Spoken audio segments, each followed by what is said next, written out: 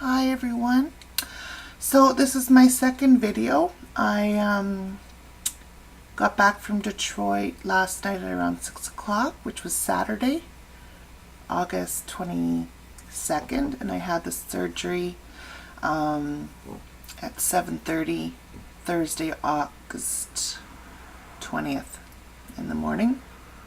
So what I want to talk about this in this video is what I was going through the day before and right after the surgery. So I was nervous the day before the surgery. I got weighed and I had lost, since my March, I had lost 26 pounds. I had to lose between 10 and 15 pounds.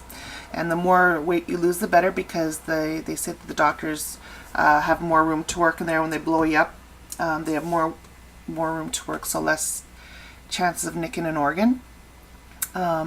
So I'd lost that, and so that night didn't sleep really great. I was tossing and turning, very nervous. I had to be there at 5:30 in the morning.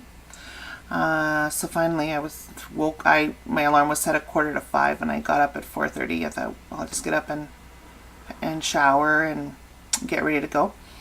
So we went in there, and I had to be there at 5:30, and then I got in there, I think it was about 6:45, and they wheeled me in.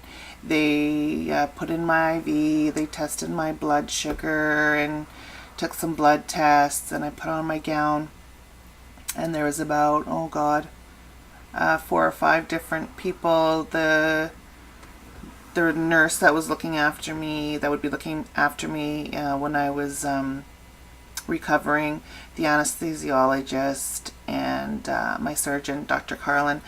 I am so impressed that I had it done at Henry Ford Hospital in Detroit. Very impressed with the staff there, very impressed with my surgeon. They all had really great bedside manner, and when they were doing all their thing, they all had to ask me what I was going to have done and stuff. I thought it'd be funny and say I'm pregnant. So after when they asked me the first time, I said, gastric bypass RNY, and then when they were all there, I said I was going to say that I'm pregnant and I was going to get this removed, and I grabbed my belly and shook it, and they laughed, and they just had a good sense of humor. It kind of relaxed me, and so then when I said goodbye to my dentist and I went in, they took me down the hall and they left me outside the door. I was probably there for maybe 2 minutes, maybe a minute, maybe felt longer than that. And I thought one doctor came by and he looked at me and he's like, "Keep the faith, girl." And then somebody else came by and said, "Do you want a blanket?" Very, very nice people. And then they wheeled me into the operating room.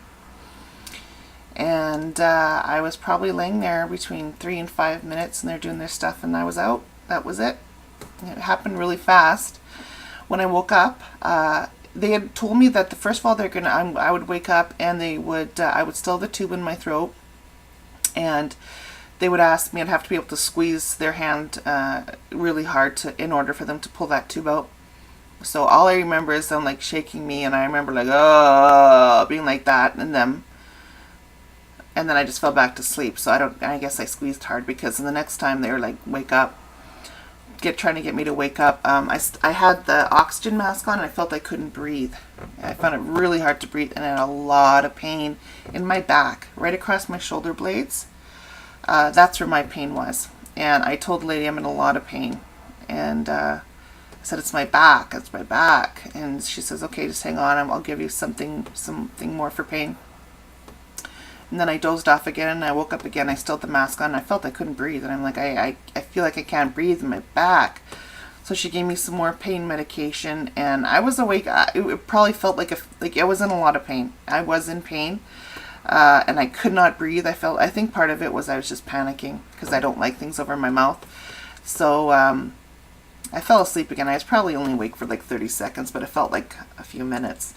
Then when I woke up, they were taking off the mask and putting on the oxygen, just going through my nose, and I felt, whew, when that happened. Still had the pain though, so they gave me more pain medication. Then I fell asleep, and I really don't remember. I kind of remember seeing dentists, kind of remember them rolling back, but I really don't remember much until like 1 o'clock when I woke up, and I was ready to go for a walk. I said, let's get up and, you know, let's get going. So they said, well, you're not supposed to walk till later. And I said, well, I'm ready. I can walk now. And so they let me, went for a little walk, just around, not very far. But, you know, they've done their part, and I'm trying to do my part because, you know, about the blood clots, you know, you don't want to have blood clots. And I don't know, I'd like to know how they know. If they keep asking, are you susceptible to blood clots? Well, I don't know. How am I supposed to know? But anyway, so I had a morphine drip, and I was a morphine whore. I kept pressing that button because I didn't want to use the medication, and then I got belly pain, and it's air, I guess. Most of it is air. So anyway, I had that on. So that was Thursday. Thursday I was like pressing that button a lot. It would go beep if it was accepting it, because I guess it's a limit you can take, and then if you press it, you're not going to get your dose. It would go beep beep. But I was trying to keep myself out of pain. So I was using that morphine. I felt great. I said, it was funny because I said to the nurse, like, I don't feel any different. And she's like, well, maybe you had a placebo surgery. I'm like, what? And she goes, yeah, for some people they operate on them and they see if you lose the weight, then they didn't really do the surgery. And I'm like, what? And I got all upset. She goes, I'm kidding. But anyway, I found out that having no pain was because of my beautiful morphine. They took away my morphine on Friday morning. When they were taking it away, I gave it one more beep before she unplugged me. Then it was oral, oh God, everything's so, to me, I don't understand. We're not supposed to take sweets, and everything's like Orange Crush times 50.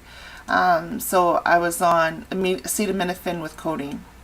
I needed that a couple times, and so Friday I was in a lot of pain.